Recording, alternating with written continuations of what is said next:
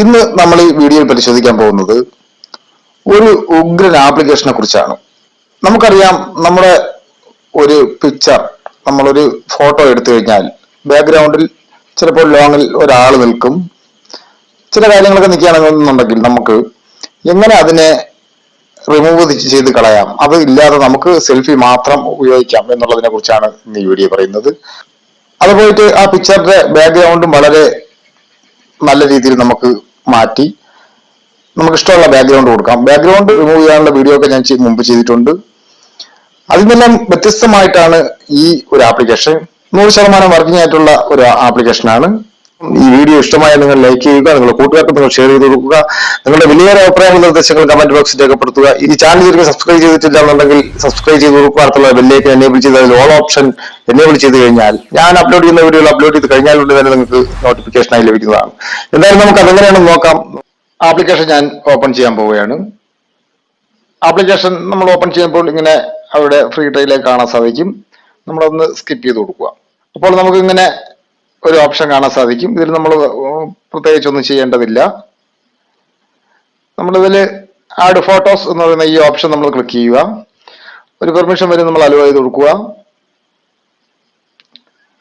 അപ്പോൾ നമുക്കിവിടെ നമ്മുടെ ഗാലറി മുഴുവൻ നമുക്ക് കാണാൻ സാധിക്കും. നമുക്കതിൽ ഒരു ഫോട്ടോ നമുക്കിപ്പോൾ സെലക്ട് ചെയ്യാം.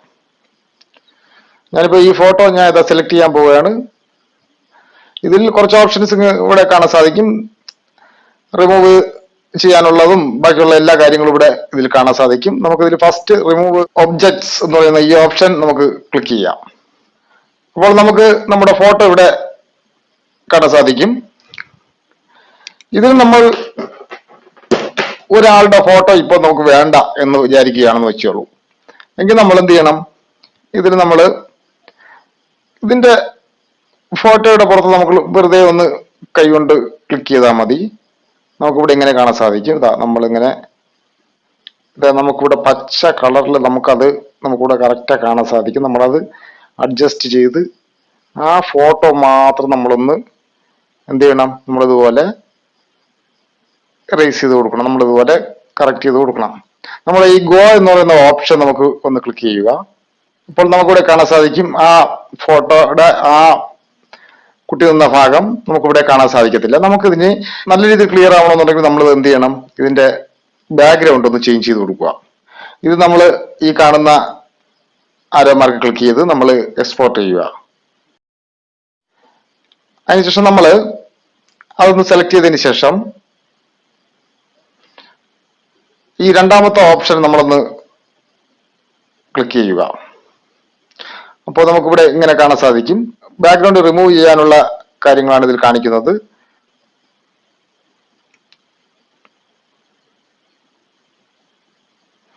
അപ്പോൾ നമുക്കിവിടെ കാണാൻ സാധിക്കും ആ ബാക്ക്ഗ്രൗണ്ട് റിമൂവ് ആയത് നമുക്കിവിടെ കാണാൻ സാധിക്കും. നമ്മൾ ഈ കാണുന്ന ആരോ മാർക്ക് വീണ്ടും ക്ലിക്ക് ചെയ്യുക. അപ്പോൾ നമുക്കിവിടെ കാണാൻ സാധിക്കും കളറുകളും ബാക്ക്ഗ്രൗണ്ട് ഈ ആപ്ലിക്കേഷനിൽ കൊടുത്തിരിക്കുന്ന ബാക്ക്ഗ്രൗണ്ടുകളും നമുക്കിവിടെ കാണാൻ സാധിക്കും. നമുക്ക് ഇഷ്ടമുള്ള ബാക്ക്ഗ്രൗണ്ട് നമുക്ക് ഇതിൽ നിന്ന് സെലക്ട് ചെയ്യാം. ഇല്ലെന്നുണ്ടെങ്കിൽ നമുക്ക് ഇതേപോലെ നമുക്ക് ഡൗൺലോഡ് ചെയ്തെടുക്കാം. ഡൗൺലോഡ് എടുത്തു കഴിഞ്ഞാൽ നമുക്ക് പിന്നീട് ബാക്ക്ഗ്രൗണ്ട് നമുക്ക് കൊടുക്കാവുന്നതാണ്. ഇതിപ്പോൾ കളർ വേണമെങ്കിൽ കളർ കൊടുക്കാം, ഏത് കളർ വേണമെങ്കിലും കൊടുക്കാം. ഞാനിപ്പോൾ ഈ ബാക്ക്ഗ്രൗണ്ട് ഡൗൺലോഡ് ചെയ്തെടുക്കുകയാണ്.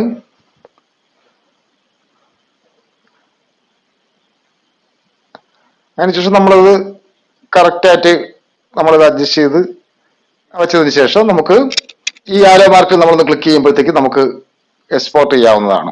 ഇതുപോലെ നമുക്ക് എക്സ്പോർട്ട് ചെയ്ത് എടുക്കാവുന്നതാണ്. ഇതുപോലെ നമ്മൾ സെൽഫി എടുക്കുന്ന സമയത്ത് ആരെങ്കിലും ബാക്കിൽ ആരെങ്കിലും അല്ലെന്നുണ്ടെങ്കിൽ എന്തെങ്കിലും വസ്തുക്കൾ ബാക്കിലോട്ടെന്നുണ്ടെങ്കിൽ നമുക്ക് ഇതുപോലെ റിമൂവ് ചെയ്ത് നമുക്ക് ബാക്ക്ഗ്രൗണ്ട് മാറ്റി കഴിഞ്ഞാൽ നമ്മുടെ മാത്രമായിട്ടുള്ള ആ പിക്ചർ നമുക്ക് കിട്ടും.